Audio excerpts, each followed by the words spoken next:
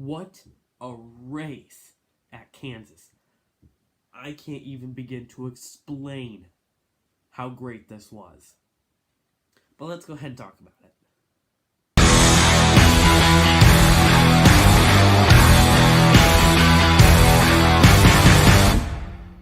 What's going on, guys? Cool200 here, back with another video. Welcome back to the NASCAR Lounge. Yes, I am still sick. I think sinuses have officially hit me. But I'll do my best to make this video. Anyways, Kansas was Saturday night, actually. I thought it was Sunday, so I missed the first laps, I guess you could say. I came back just in time to see the competition caution. So nothing, I believe nothing happened before the competition caution, so the competition caution happened. So then we would restart. Kevin Harvick looked pretty good. Got his way back to the field, in front of the field. He was pole sitter. Nothing much would really happen, but yeah, Kevin Harvick would run very well. And then about with 20 laps to go in the stage, Denny Hamlin would hit the wall and kind of spin. He would have a flat tire, and he would pretty much have the same issue as the Dover race. Hopefully everything's okay for Hamlin. Hopefully nothing, no fumes got in the car this time. But yeah, just another terrible incident for your two-time winner this season, Denny Hamlin. And that would set us up with about, I think, 15 to 16 laps to go, and nothing would really happen. Kevin Harvick would ultimately take stage 1. So that would conclude stage 1. Stage 2, Kevin Harvick would once again take the lead, and then Chase Elliott would come up there and start leading some laps. Bowman would start to become part of the mix. Clint Boyer would get up there. And then Kevin Harvick complains about a weird, like, something's happening in the right front. He comes down pit road. It wasn't the white front. By the way, Chase Elliott won stage 2. I'm thinking Kevin Harvick stuff happened in stage 3. I don't really remember because I'm so mind-boggled right now with the race, but I'm just going to kind of gently explain to you guys what happened. So, Kevin Harvick would come down pit road. He would change the right side tires, and there was a big piece of, I believe, tear-off. You know, the stuff you tear off the window on the car. I believe that was the cause of his problem, and then he would just be plowing tight. That may have been happening in stage 2 or 3. I really can't remember. But then we would have some pits, and then that would lead us to stage 3. Chase Elliott would... I don't believe he was the leader. Something happened with Chase Elliott, I think. Oh yeah, they missed a lug.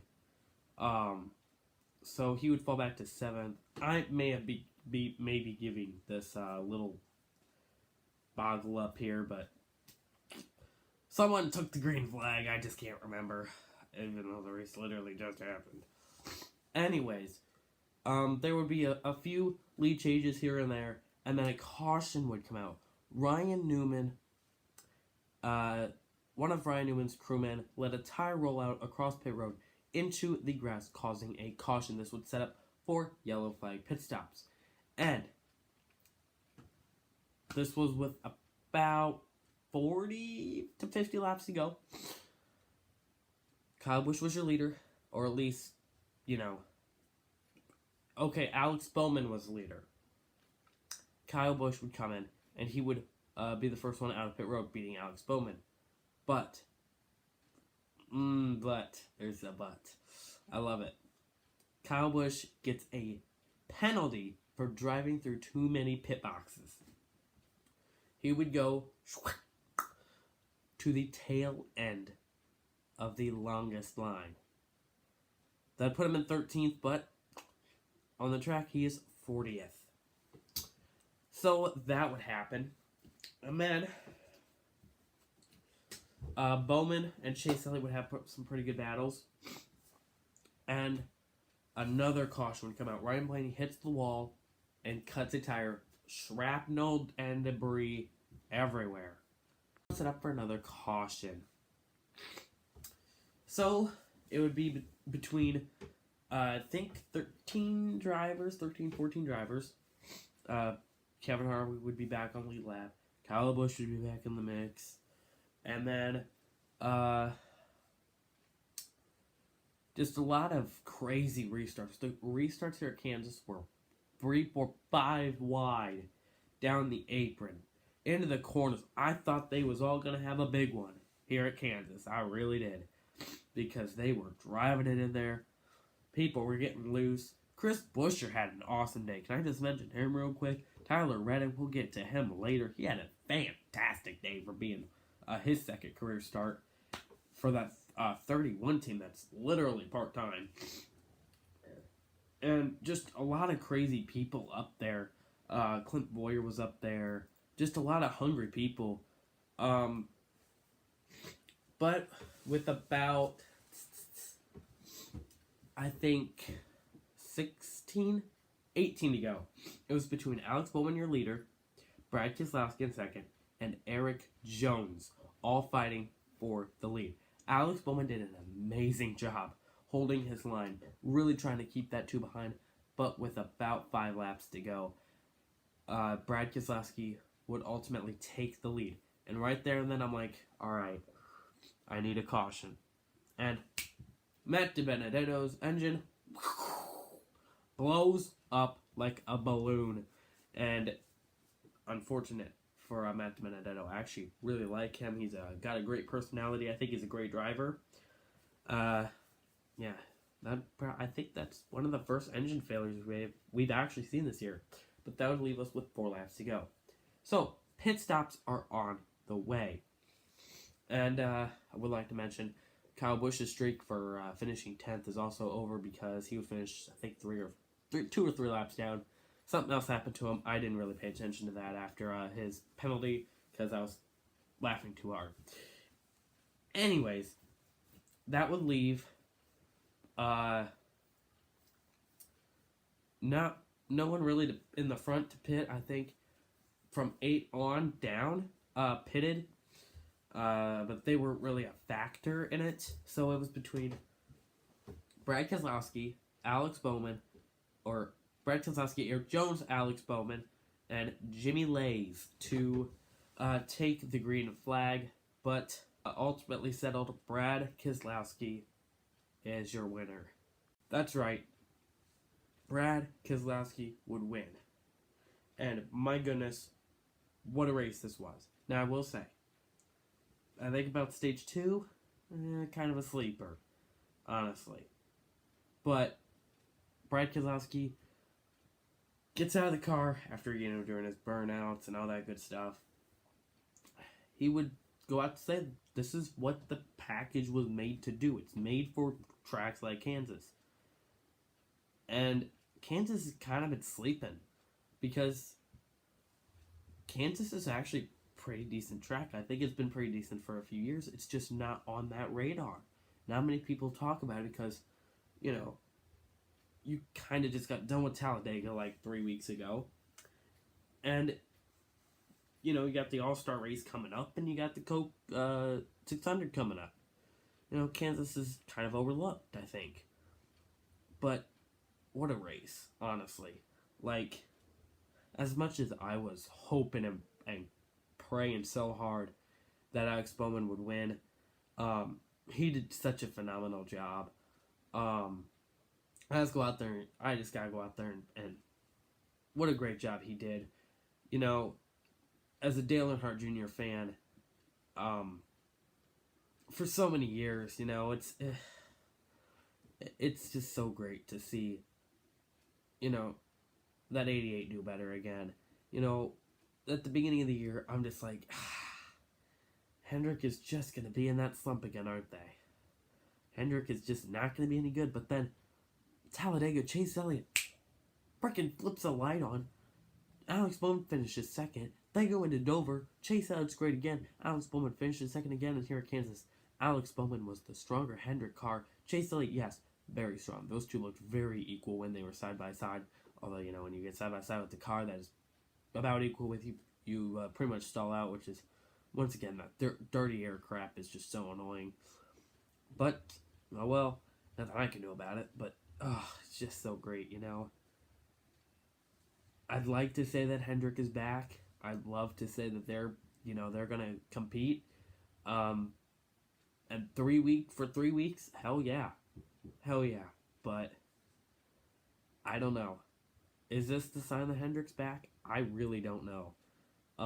But yeah, like I said, as a Dale Jr. fan and being a fan of that 88 car for so many years, you know, National Guard on the hood, Amp Energy, all the sponsors that, you know, you're used to seeing now, Nationwide, now Exalta.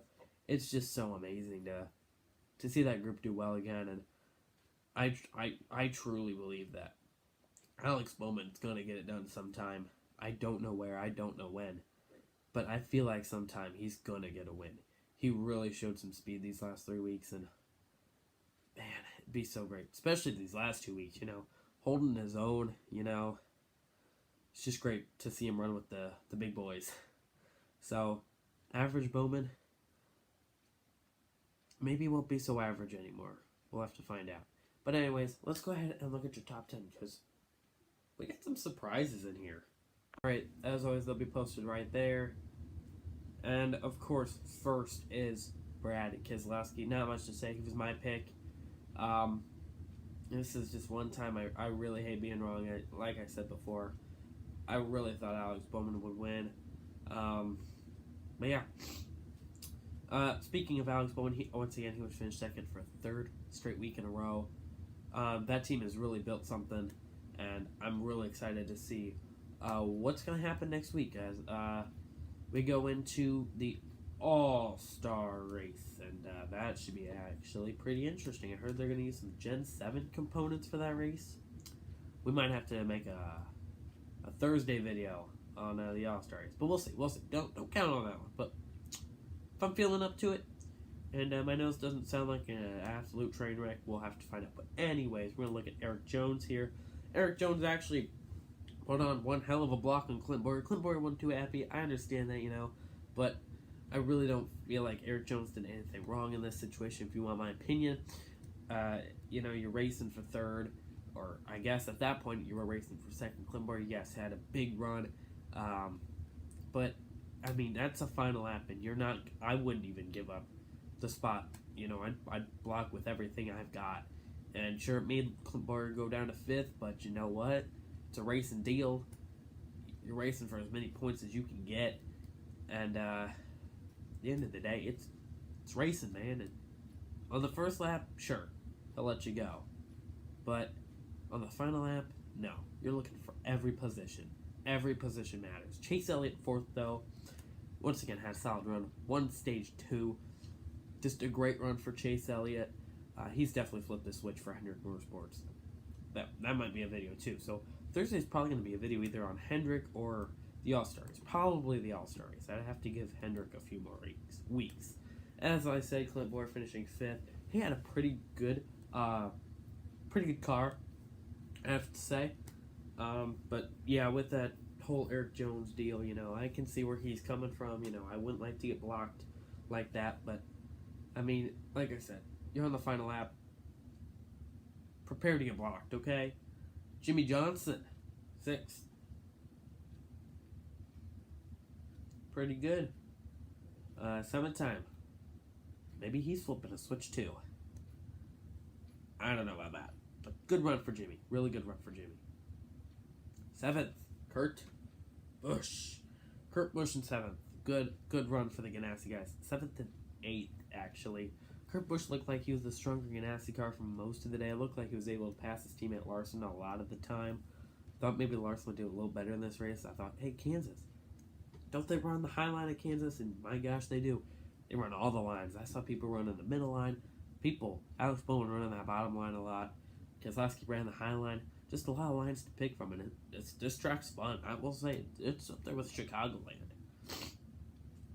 Tyler Reddick and Chris Buescher, 9 and 10. How the heck is Tyler Reddick in 9th? He's not running for points. Can I say that? He is not running for points. This is only his second career start in the NASCAR Cup Series and his second appearance in that Richard Childress Racing 31 car. I get it. 31 car. You know, they used to have 3 cars 2 years ago. Paul Miller in the 27, Ryan in 31, and Austin Dillon in the 3. But they took away that 27 car. They must have kept the parts or something because Tyler Reddick was fast all day. He was literally in the top 10 all day. At some points, I could say he was better than Johnson. Okay, better than 7-time champ. No, I know. Jimmy Johnson finished better than him. But I just gotta throw it out. Tyler Reddick was in front of Jimmy Johnson at one point. What? And Chris Buescher finally gets that top 10. He's been running in the top 10 almost every race. This guy deserves a ton of credit. JTG Doherty Racing has done something to that car, and it's working for him. It is working for him. Ricky Stenhouse Jr. also had a fast. Beautiful. Oh, beautiful. This diecast is coming. That Sunny D car that he ran, oh, you're seeing it out in front. Oh, I love that Sunny D car, man. Those colors, I don't know. But 11th place, and that's about all I got. 16th place for Denny Hamlin after cutting a tire. That's, I guess, salvageable.